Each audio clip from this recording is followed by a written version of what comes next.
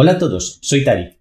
En el vídeo de hoy vamos a hablar sobre el bien y el mal. Vamos a conocer cuál es la postura religiosa acerca de ello, así como la postura ateísta, o en este caso lo que se conoce como el humanismo, que es una corriente filosófica que surgió hace algunos siglos para dar respuestas alternativas a las soluciones que normalmente la religión ha aportado.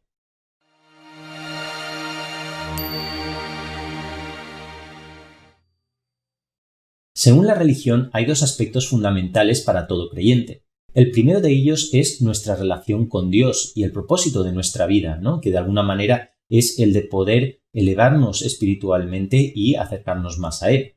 Pero también está la relación que tenemos con los demás seres humanos. Y esta relación viene dada por el hecho de que todos hemos sido creados por el mismo ser, con lo cual todos tenemos una serie de derechos y de responsabilidades hacia los demás. Según el humanismo, sin embargo, esto es distinto.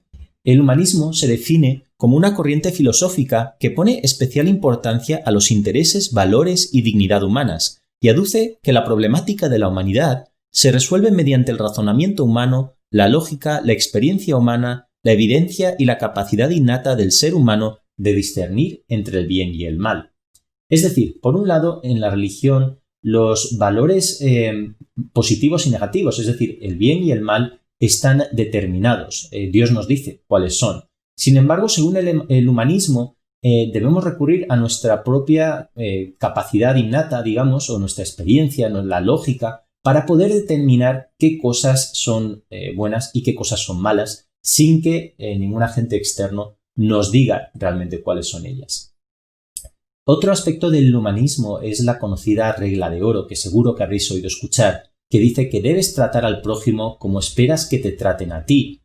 Y esta regla a priori puede parecer muy atractiva, pero tiene un problema, y es que no te define lo que está bien y lo que está mal, con lo cual simplemente acabas siendo un medio que puede ser utilizado tanto para hacer el bien como para hacer el mal. Y te voy a poner un ejemplo. Imagínate que eres médico y tu jefe te dice que está escuchando que tu compañero está perdiendo el tiempo y está siendo negligente hacia sus pacientes. ¿Qué harías tú en su lugar? ¿Le dirías que sí, que efectivamente tú también has escuchado que no está atendiendo a sus responsabilidades? ¿O te pondrías en su lugar y pensarías, oye, si yo estuviera en su lugar no querría que se chivaran de mí? Con lo cual ocultarías sus faltas y de esa manera lo que estarías haciendo es posiblemente haciendo daño a dichos pacientes.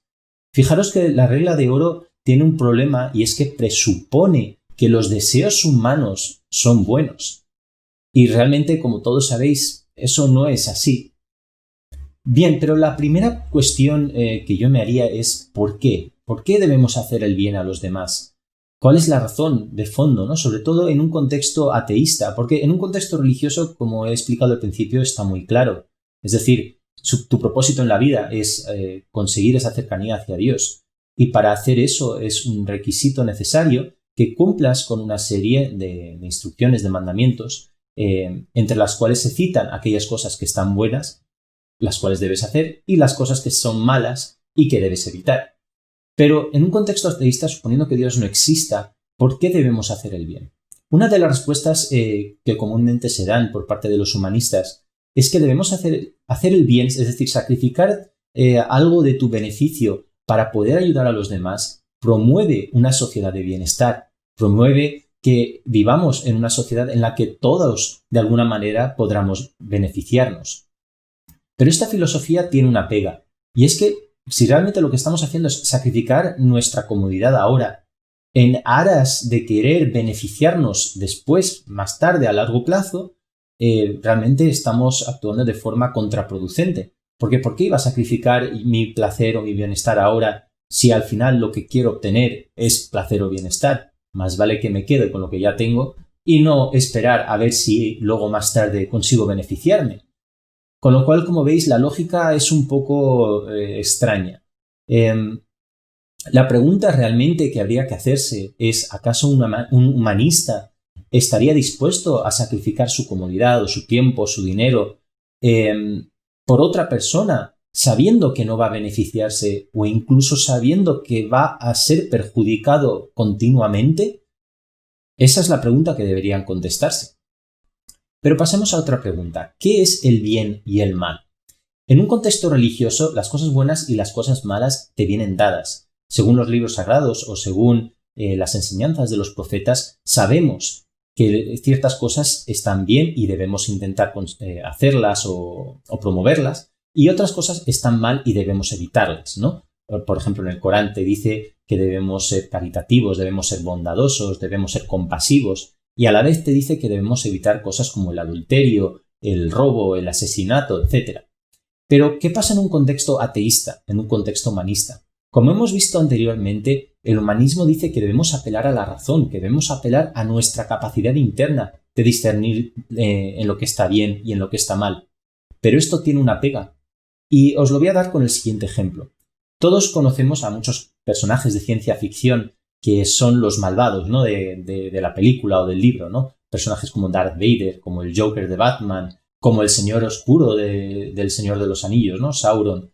Todos estos personajes tienen una característica en común, y es que cuando ellos causan el mal o causan el terror, lo hacen siempre alegando a la maldad, ¿no? A queriendo causar el caos, el desorden, porque sí. Sin embargo, en la realidad eso no es así. Los, digamos, personajes malvados o las personas más crueles que han cometido atrocidades en este mundo lo han hecho siempre alegando causas nobles. Es decir, internamente ellos pensaban que estaban haciendo el bien. Por ejemplo, Hitler. Hitler lo que buscaba era la mejora o el progreso genético humano. Stalin, Lenin con el comunismo, lo que buscaban era la emancipación de los pobres, la igualdad económica.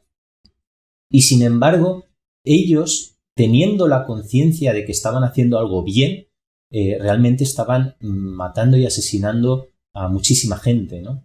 Hay un ejemplo de un centro de eutanasia en Hadamar, en Alemania, en el cual médicos entrevistaban a pacientes, a gente discapacitada, con la intención de matarles. Es decir, gente que tenían defectos físicos iban a ese centro para ser matados y eran entrevistados por médicos normales. ¿Por qué? Porque ellos lo hacían pensando que lo que estaban haciendo era favorecer a la raza humana de alguna manera. Por eso el problema que tiene el humanismo es que al dejar en nuestras propias manos, en nuestra propia voluntad, el criterio de lo que es bueno y lo que es malo, implica que no tenemos la garantía de que realmente se vaya a hacer lo correcto. Bien, otra pregunta que nos podemos hacer es, pero si de alguna manera sabemos lo que está bien y lo que está mal, ¿por qué necesitamos que Dios nos diga, ¿no? Lo que es bueno y lo que es malo? ¿Por qué no podemos determinarlo nosotros? Pero aquí la cuestión es que el papel de la religión realmente no ha sido tanto el de decirnos lo que está bien y lo que está mal. El papel de la religión ha sido más bien el de recordárnoslo. Pensadlo, a lo largo de la historia han habido muchos textos sagrados, profetas, ¿no? Mensajeros de Dios, que lo que han hecho a lo largo de la historia ha sido recordarnos estos valores y de alguna manera ponerlos en práctica, mostrarnos ellos cómo deben aplicarse las cosas buenas y cómo deben evitarse las cosas malas. Y eso ha sido lo que ha permitido que a lo largo de la historia se hayan ido manteniendo estos valores hasta el día de hoy. Otra pregunta que debemos hacernos es si el humanismo nos puede ayudar a nosotros a cambiar, ¿no? A mejorar moralmente como personas, o si se queda en una mera filosofía que sirve para estudio y poco más. Y aquí, realmente, si lo comparamos con la religión, volvemos a encontrarnos con una serie de pegas. Fijaros que en un contexto religioso, si estudiáis la historia, siempre han sido individuos, en este caso los profetas de Dios, los que se han enfrentado a los sistemas establecidos en la sociedad. Pensad en la época de Moisés, ¿no? Cuando el faraón tenía a los judíos esclavizados. Moisés fue de alguna manera el que les ayudó a luchar por sus propios derechos, ¿no? En la época de Jesús o en la época del profeta Muhammad, la paz de Dios sea con él, también lo mismo.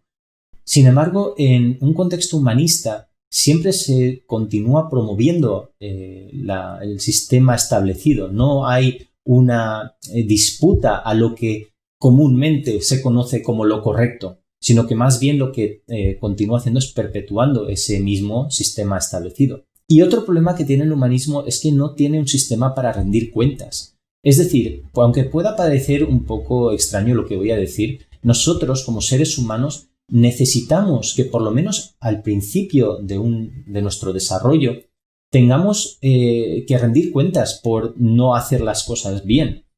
Por ejemplo, cuando estamos estudiando desde nuestra educación infantil hasta nuestra educación universitaria, si nosotros tenemos un sistema de exámenes que si no aprobamos nos vemos obligados a repetir.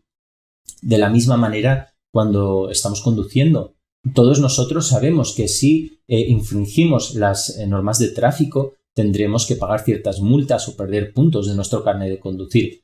Incluso los presidentes de gobierno tienen que rendir cuentas ante los tribunales si cometen algún delito. Es decir, nosotros necesitamos de estos sistemas de tener que rendir cuentas ante nuestros actos. Y sin embargo, en el caso del humanismo no hay ningún tipo de criterio que se pueda aplicar. Es decir, si decidimos ser buenos es algo que depende de nosotros, pero si no queremos hacerlo, pues tampoco nos va a pasar nada, porque en un mundo ateísta no hay responsabilidad por no hacer el bien. Una vez nos morimos, todos morimos, y hayamos hecho bien o hayamos hecho el mal, no supone ninguna diferencia. Y la última pregunta sea posiblemente la más importante, y es ¿qué es la moralidad? Bien, nosotros en nuestras vidas, cuando nos fijamos un propósito, es en ese momento cuando entendemos la necesidad de sacrificar ciertos aspectos de nuestra vida para poder, superar los obstáculos necesarios para cumplir con ese propósito, ¿no? Cuando hacemos ejercicio o cuando queremos progresar en nuestros estudios o en nuestro trabajo, siempre tenemos que dejar atrás algo para poder avanzar en ese sentido. El propósito de nuestra vida en un contexto religioso es precisamente el de elevar nuestras cualidades morales. Y la forma de hacer esto es precisamente interactuando con nuestro Creador.